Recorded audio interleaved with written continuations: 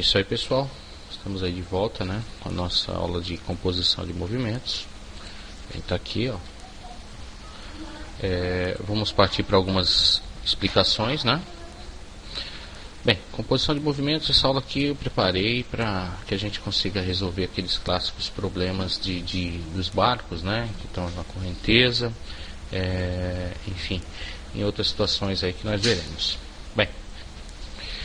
Bem, primeiro, composição de movimentos, aqui o primeiro desenho, o nosso barquinho, né? Olha só, ele está sujeito a uma correnteza, ok? E tem a própria velocidade do barco. Bem, então ele está aqui, digamos que rio abaixo, né? Ele está a favor da correnteza. A velocidade resultante, nesse caso, vai ser a composição da soma da velocidade do barco mais a velocidade da correnteza, tá?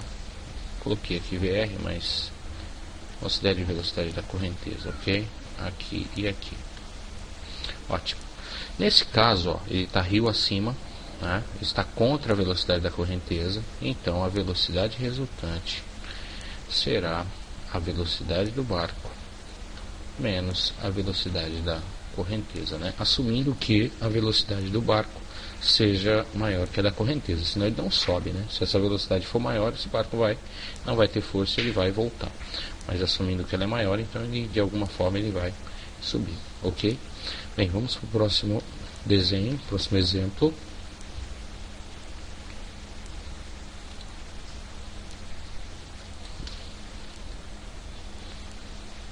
Agora aqui, ó, pessoal, o nosso barquinho novamente, né? Imagine aqui as margens do rio, e a ideia é fazer com que esse barco ele vá de uma margem a outra do rio, né? No entanto, ele tem a correnteza mais uma vez aqui para causar alteração no movimento, né? É claro que como ele está aqui com a velocidade perpendicular, aí eu fiz ela aqui, ó, velocidade perpendicular, é óbvio que ele não vai sair desse ponto, né, aqui, e chegar até esse ponto, né? Por causa de uma composição vetorial aqui, ó, vai acontecer um deslocamento nessa direção, ok? Fazendo aqui, ó, vetores perpendiculares, né? Usando o paralelogramo, eu vou ter uma velocidade resultante nessa direção e sentido, e esse cálculo da resultante vai sair por Pitágoras, ó, velocidade do barco ao quadrado mais velocidade da correnteza ao quadrado. Isso é mais um caso, né? Bem, vamos ver outro caso. Pegando.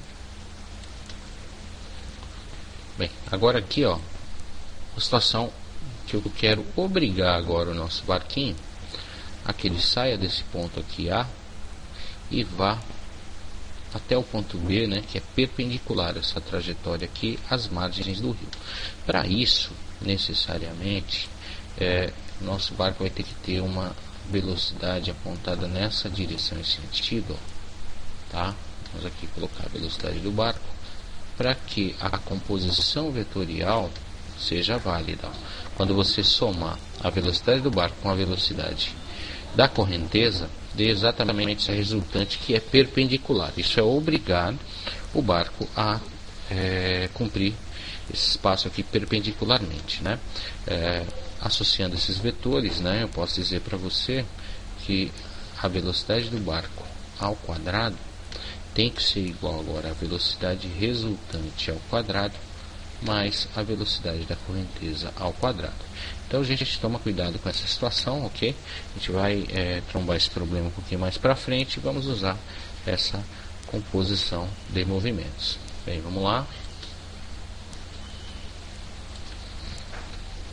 Bem, gente, melhor de tudo aqui nessa situação é resolver problemas, né, para ver como é que a gente se sai. Bem, um barco desce um rio com velocidade em relação às margens de módulo de 20 metros por segundo. Então, quer dizer que existe um rio e esse barquinho aí, vou fazer aqui o barquinho, ele desce com a velocidade, né, velocidade do barco de 20 metros por segundo, ok? Isso. A seguir, sobe o rio com velocidade, olha só, isso aqui já é uma velocidade resultante, ok? Ele está aqui você está descendo, então tem uma velocidade da correnteza. Depois esse mesmo barquinho ele vai subir o rio com a velocidade resultante aqui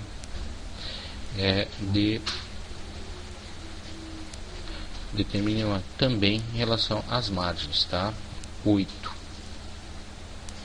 Então olha só, a informação que está sendo dada aqui, que é a velocidade da correnteza, já é a velocidade resultante, ok? Para quem olha da margem, né, do rio. Na realidade aqui é o seguinte, né, a velocidade do barco mesmo, ela é em relação à água, ok? A velocidade do barco em relação à margem é uma velocidade relativa, né? Na hora que eu faço essa relatividade, eu tenho que somar a velocidade do barco e a da correnteza, e aqui no caso a velocidade do barco menos a da correnteza, que vai dar essa resultante. Bem, então os valores dados são resultantes. Neste caso aqui, a velocidade resultante é a soma da velocidade do barco mais a velocidade da correnteza. Então eu vou ter que 20 metros por segundo é a velocidade do barco mais a velocidade da correnteza, né? Isso sai daqui do barco descendo.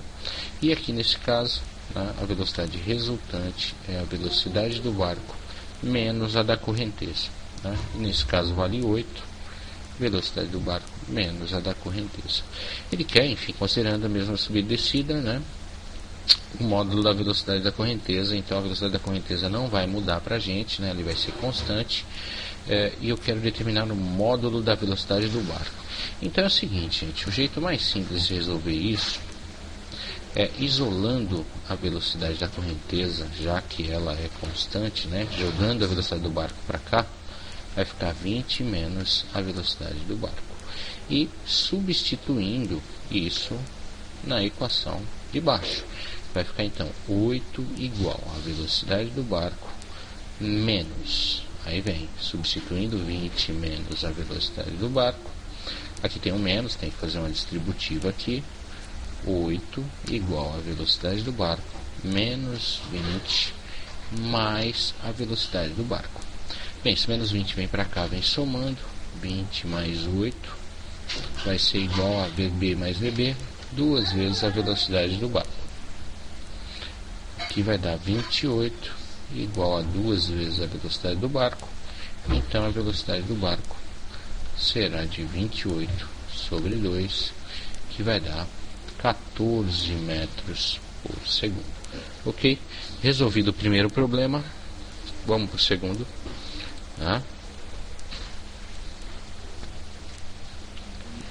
Tá aqui o nosso segundo problema. Aí vamos lá, leitura. Um ônibus se desloca em movimento retilíneo uniforme com velocidade de módulo 72 km por hora em relação a uma estrada. Então você tem um ônibus aí, né? Vou fazer aqui uma representação. Em relação à estrada, esse ônibus aí, ele tem velocidade de 72, né? Divide por 3,6, vai dar 20 metros por segundo. Ok, o menino sai da parte traseira, né, do ônibus, o menininho aqui, com passadas regulares, se desloca até a parte dianteira, percorrendo em 5 segundos a distância de 10 metros em relação ao ônibus. Então ele vai ter aqui uma velocidade do menino, ok? Vamos lá, ele quer o módulo da velocidade do menino em relação ao ônibus e depois em relação à estrada. Bem, em relação ao ônibus eu uso a informação que ele me passou aqui, ó. Velocidade do menino vai ser um ΔS por um ΔT, né? Que vai ser os 10 metros dividido por 5 segundos. Isso aqui vai dar 2 metros por segundo. Isso aqui é em relação ao ônibus, né? Bem, agora calculando a velocidade relativa, né, como as duas estão para o mesmo lado, a velocidade relativa aqui vai ser a velocidade do menino mais a velocidade do ônibus, que vai dar 2 mais os 20, vai dar 22 metros por segundo. Essa é a velocidade do menino em relação à estrada, ok? Ótimo. No item B, né, esse foi o item A. No item B, a distância que o menino percorre em relação à estrada ao se deslocar da parte traseira até a parte dianteira do ônibus. Bem, para fazer essa conta, eu preciso levar em consideração a velocidade relativa, né? Sabendo que velocidade é espaço por tempo, e ele quer a distância, eu quero calcular o ΔS, que será a velocidade vezes o tempo. A velocidade a ser considerada é de 22 vezes o tempo de 5 segundos, né? Isso aqui vai dar 110 metros, né? Em relação à estrada, né? Então, uma pessoa que estivesse lá fora acompanhando esse menino, se medisse, iria medir a distância de 110 metros. Ok, vamos lá, partindo para o próximo problema. Bem, está aqui, vamos lá, leitura. Um barco atravessa um rio de margens paralelas e largura 2 km, com velocidade em relação à correnteza de módulo 8 km por hora. O barco sai de um ponto A, de uma margem, e mantém seu eixo sempre perpendicular à correnteza. Bem, então vamos já fazendo o desenho. Quer dizer que eu tenho aqui duas margens do rio, né? Aqui você tem um rio que mede 2 km de margem a margem. O nosso barquinho permanece perpendicular, né? E ele tem aqui uma velocidade em relação à correnteza de 8 km por hora, né? E isso mantém seu eixo atingindo a outra margem. Bem, a velocidade da correnteza é constante, igual a 6. Então você tem uma velocidade da correnteza igual a 6 km por hora. Ok, né? Pela posição aqui sabemos que esse barco ele vai seguir essa trajetória. Ele quer o módulo da velocidade resultante do barco. Bem, por se tratar aí de uma composição, então eu vou fazer a soma vetorial, aqui valendo 8, aqui valendo 6. Pitagoricamente falando, né? Vou colocar aqui velocidade resultante. Se você perceber, aqui é um múltiplo do triângulo 3, 4, 5, né? 3 vezes 2, 6, 4 vezes 2, 8, 5 vezes 2, 10. Então, na hora que você for calcular o Pitágoras, você vai fazer 8 quadrado mais 6 quadrado e vai chegar na resposta de 10 km por hora, ok? B. Agora ele quer a duração da travessia. Bem, a duração da travessia, velocidade é espaço por tempo, logo o tempo será espaço por velocidade. Dividindo isso, né, o espaço que eu sei que vale 2 km dividido pela velocidade de 10 vai dar 2 décimos, que vai dar 1 quinto, né? 1 quinto é 0,2 horas, que se você multiplicar isso aqui por 60, você vai ter em minutos, né? 0,2 vezes 60, 12 minutos, ok? Ótimo, então ele demorou 12 minutos para cumprir esse trecho aí. Depois ele quer o módulo da velocidade resultante do barco para que ele saia de A e atinja um ponto B na margem oposta, exatamente em frente, né?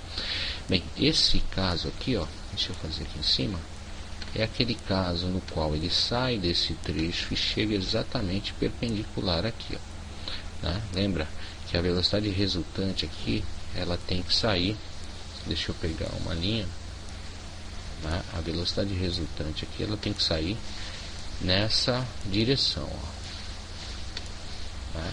Essa tem que ser a resultante. No entanto, a gente sabe que tem a velocidade da correnteza aqui, e o barco então vai ter que desenvolver uma velocidade nessa direção, né? Ó, aqui. Bem, a velocidade nessa direção tem que ser a do barco. Arrumando esses vetores, deixa eu só separar isso aqui. Arrumando esses vetores aqui, eu vou ter essa condição: velocidade da correnteza, a velocidade resultante e a velocidade do barco. Correto? Sim, eu já tenho então. Bem, ele quer que a gente calcule o valor da resultante do barco para que ele saia, né? Aqui, então, considerando que aqui o valor da resultante é o que eu quero saber, eu tenho da correnteza que vale 6 e eu tenho do barco que vale 8. Aí aqui nesse caso, né, a hipotenusa será 8, então 8 quadrado vai ser igual a 6 ao quadrado mais a velocidade resultante ao quadrado, ok? Então a minha expressão de cálculo é essa, eu vou trazer ela aqui para baixo, para eu ter mais espaço. Então vai dar 64 é igual a 36 menos a velocidade resultante ao quadrado. Bem, jogando a velocidade resultante ao quadrado para cá e jogando 64, deixa eu ver, opa, menos não, mais, né? Aliás, jogando 36 para cá, vai ficar 64 menos 36, que vai dar 28. Então, a velocidade resultante ao quadrado vai ser igual a 28, que vai me dar então uma resultante igual a raiz de 28 metros não, né? Quilômetros por hora. Ok? Bem, tá aí feito então o próximo exercício, vamos lá?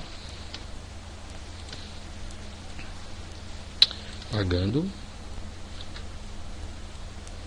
Bem, tá aí pessoal, probleminha interessante aí, vamos lá, leitura. Um avião possui em relação à Terra uma velocidade de 600 km por hora, tá? Na direção norte-sul e sentido de sul para norte. Repentinamente o avião enfrenta um forte vento com velocidade em relação à Terra de 100 km por hora na direção oeste-leste e no sentido oeste para leste. Então vamos lá, né? Representar aqui essa ideia do avião. Quer dizer que o avião vai, né, nessa direção e ele vai de sul para norte. Ok, opa, deixar assim mesmo. Aí vem, né, um vento nessa direção. Ótimo. Bem, aqui é essa velocidade do avião de 600. De repente aparece um vento aqui de 100 km por hora. Ok. Para que o avião continue em rota original, ou seja, mantendo essa resultante, né, qual deve ser o modo da velocidade do avião em relação ao ar e qual é aproximadamente o ângulo do eixo longitudinal do avião deve fazer na direção norte e sul? Bem, para que ele mantenha, uma vez que esse vento vem para esse lado, se o avião continuar a 600 nessa direção, vai acontecer que a gente vai ter uma resultante aqui e esse avião vai sair da rota, né? Agora, para que isso seja a nossa velocidade resultante, o nosso avião vai ter que ter um ajuste, né, de velocidade aqui nessa direção. Ok? Aí, ó, olha só, botei uma velocidade do avião aqui. Ok? E ele quer saber justamente o valor dessa velocidade. Bem, lembrando, né, na verdade, se eu fechar aqui, bem, tá aqui, ó, nosso 100, né, a nossa velocidade do avião que a gente quer e a nossa velocidade resultante, que é 600, que eu quero para poder manter o movimento. Então, ó, velocidade do avião é a hipotenusa, velocidade do avião ao quadrado vai ser igual a 100 ao quadrado mais 600 ao quadrado. Velocidade do avião ao quadrado vai ser 100 ao quadrado, 10.000. 600 ao quadrado, 36.000. 360.000. 360.000 mais 10.000 vai dar 370.000. Então, a velocidade do avião vai ter que ser igual a raiz de 370.000, que é algo aí aproximadamente de 608,3 km por hora. Ok? Bem, agora complementando, né? Agora ele quer qual é aproximadamente o ângulo em que o eixo longitudinal do avião deve fazer com a direção norte e sul. Então ele quer saber esse ângulo aqui, ó, θ. Ok? Então vamos lá, ó. Como eu tenho esse valor e esse valor, dá para usar, né? Pensando no triângulo retângulo, isso aqui é cateto oposto, isso é adjacente, dá para usar a tangente de θ, que vai ser 100 dividido por 600, né? Que vai dar 1/6. 1/6, né? Fazendo essa divisão, 1/6 aí vai dar quanto mais ou menos? 0,1666, né? E aí vai nessa direção, aproximadamente 0,17. E como ele nos informou aqui, ó, nos valores das tangentes, aproximadamente 0,17, então a gente tem aproximadamente aí 10 graus em relação à direção norte-sul que o avião deve fazer esse desvio. Ok? Bem, vamos lá para o nosso último probleminha. Tá aqui, ótimo. Bem, a chuva cai verticalmente com velocidade de módulo 3 metros por segundo em relação ao solo. Bem, não há ventos, né? Uma pessoa caminha horizontalmente com velocidade. Bem, aqui ó, é raiz de 3, ok? Raiz de 3, para não se molhar. Ela inclina seu guarda-chuva de um ângulo θ com horizontal. O valor de θ é, vamos lá. Bem, na realidade, o que acontece, né? Se pensar, a chuva cai verticalmente com essa velocidade de raiz de 3, né? A pessoa, ela vem nessa direção com a velocidade de 3 metros por segundo. Agora é o seguinte, há um movimento relativo, né, da gota de chuva, apesar dela cair verticalmente, devido a esse movimento que a pessoa está fazendo, você tem essa velocidade da gota aqui, ok? Fazendo com que esse ângulo aqui, ó, valha θ, que é exatamente esse ângulo aqui do guarda-chuva, ok? Então, ó, calculando, né, a tangente de θ, vai ser o cateto oposto, que é a raiz de 3, sobre 3. Qual é o ângulo que você tem a tangente valendo raiz de 3 sobre 3? Bem, se você lembrar, o nosso θ será igual a 30 graus, ok? Bem, tá aí, turma, todos resolvidos. Espero que tenham gostado aí do curso, né? A ideia é aumentar um pouco aí o número de exercícios, mas é isso aí. Pessoal, espero que vocês aí no próximo módulo, né? Imagino eu que seja dinâmica. E é isso aí. Até mais. Tchau, tchau.